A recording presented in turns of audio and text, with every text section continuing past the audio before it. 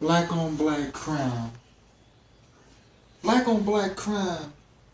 People don't like to blame black people for all the ills of society, especially the news and conservative and bougie, bourgeoisie black people. They like to blame black people that's poor, that's living in ghetto for all of society's ills, as I said. But it's not our fault. I'm a black man. I lived in the ghetto and I seen things and I know things and I know better. And when I hear these things on the news, I'm just saying that it's nobody to represent us. Just like a criminal when he goes to court. He has a defense lawyer or he has the defense lawyer, somebody to come to his defense so they can speak for him. Black people don't have nobody for us to speak. No, somebody to speak out on our issue. We got people in our community that'll speak against us, like Bill Cosby, Charles Barkley, Kobe Bryant. You know, so I'm just naming a few. They'll speak against us, but they won't speak for us. And black on black crime is not the major issue, but you got to know where it came from.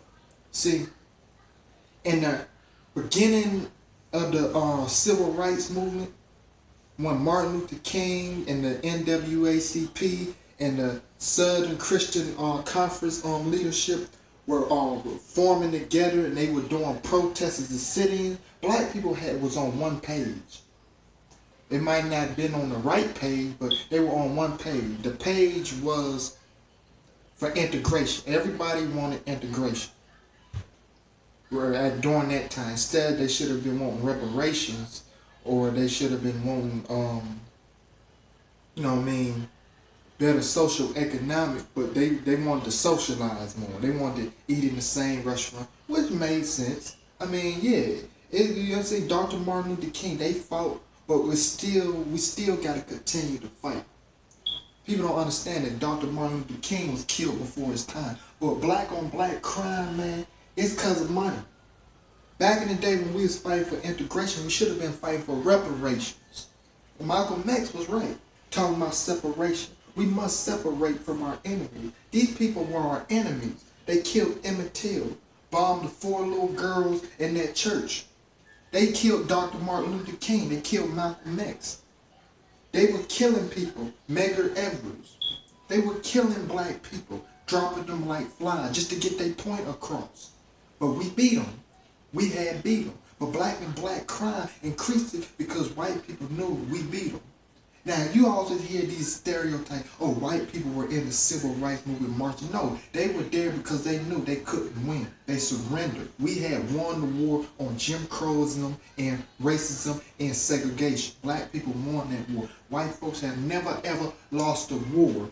From the Revolutionary War, Civil War, Civil War to the World War I, both wars, they have never lost a war until black people stood up and started standing up for themselves. That's when white people couldn't take it. So they knew that they couldn't beat us physically, so they was beating us warfully. They took the black woman and turned her against the black man by giving her certain benefits and conditions like welfare, jobs, government housing, government jobs. They also introduced crack cocaine, heroin. They flooded the streets with it. And they got Uncle Tom and house niggas like Rick Ross, Frank Lewis to take the rap for it. When all the time it was the white people and these other racial groups like the Asians, the Hispanics coming over here planting the drug, just making money, sending their kids to colleges and stuff off our backs, off our sweat, they sent their kids to colleges off blood money. This is where black on black crime, this is how it is today. They spent $500 billion on national defense, but still drugs get into our community. They spent $500 billion on national defense, but still guns get into our community in the hands of black people. They still instigating rivalries. The news media is still instigating Crips and Blood. They still instigating drug wars. The cops are still planting things. The cops are still turning black people against one another through the court system, sending black people to jail, breaking up families. White folks are still doing it. It's a war against us. They saying HIV came from a gorilla or African guy messing with a gorilla. No, HIV was a laboratory drug that killed all black people. Now I know what some of y'all Uncle Tom gonna say. Oh, it's killed white people and all racial people. No, that's just the casualties of war. It's always gonna be casualties of war. It's a war against us, man. But it's killing more black people. HIV/AIDS is killing more black people.